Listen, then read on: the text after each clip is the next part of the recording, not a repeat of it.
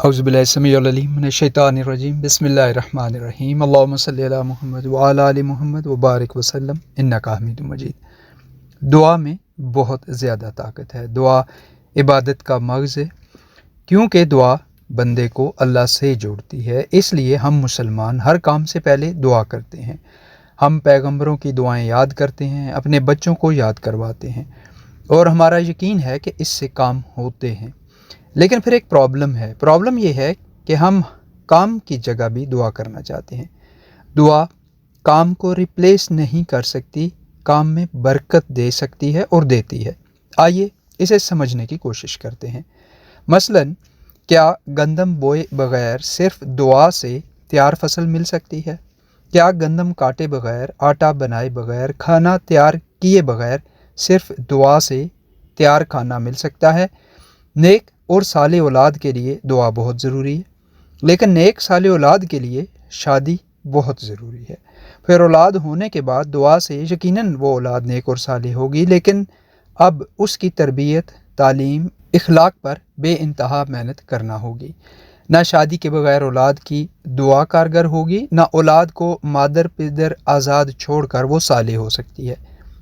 हमारे कुरान ने हमें 1400 साल कबल बता दिया था कि इंसान को वही कुछ मिलेगा जिसके लिए वो कोशिश करे। हमारे नबी रहमत रसूलुल्लाह सल्लल्लाहु अलैहि वसल्लम की सुन्नत सारी उम्र यही रही कि काम करके उसकी बरकत के लिए दुआ की। यौम बदर को याद करें, वो दिन जिससे कुरान ने यौम फुरकान कहा। जंग बदर की तकरीबन पूरी रात नबी रहमत रसूलुल्लाह सल्लल्लाहु अलैहि वसल्लम बदर के मैदान में सजदा रेज़ रहे, दुआएं करते रहे और फिर अल्लाह ने हज़ारों निशान ज़दा फरिश्ते भेजे। लेकिन कब?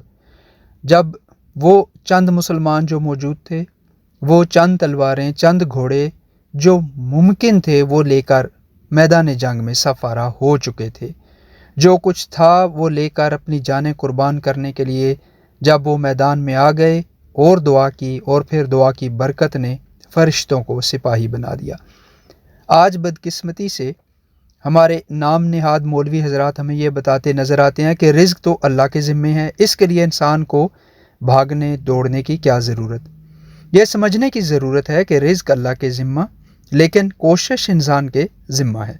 इसीलिए फरमाया गया लैसा लिल इंसानी इल्ला मा सा, यानी इंसान को कोशिश के मुवाफिक मिलेगा, दुआ के मुवाफिक नहीं। और किसी ज़माने में हमारे करेंसी नोटों पर यह हदीस लिखी जाती थी कि रिज़्क हलाल ऐन इबादत है, यानी काम और दुआ एक सिक्के के दो रुख हैं। And on the flip side अगर हम ये देखें कि सिर्फ अक्ल, मेहनत, काम, साइंस, टेक्नोलॉजी, ताकत और तजर्बे को सब कुछ समझ लेने से इंसान फ़िरौन हामान तो बन सकता है, एहराम मिस्र खड़े कर सकता है, दीवारें चीन बना सकता है, लेकिन अल्लाह का बंदा नहीं बन सकता। तो चैलेंज पहले तो अल्लाह का बंदा बनकर काम करना, फिर उसकी कामयाबी और बरकत के लिए दुआ करना है, और हर चीज़ की तकमील और हर नतीजा के हसूल को अल्लाह की तरफ से मानना, समझना और उसकी रज़ा के मुताबिक उसे इस्तेमाल करना। तो जिन्होंने अक्ल, काम और इल्म को सब कुछ समझा वो खुदा बन बैठे, और जिन्होंने काम भी दुआ के ज़रिए करने की कोशिश की वो ना तो खुदा को समझे ना उसकी इस दुनिया के लिए स्कीम को।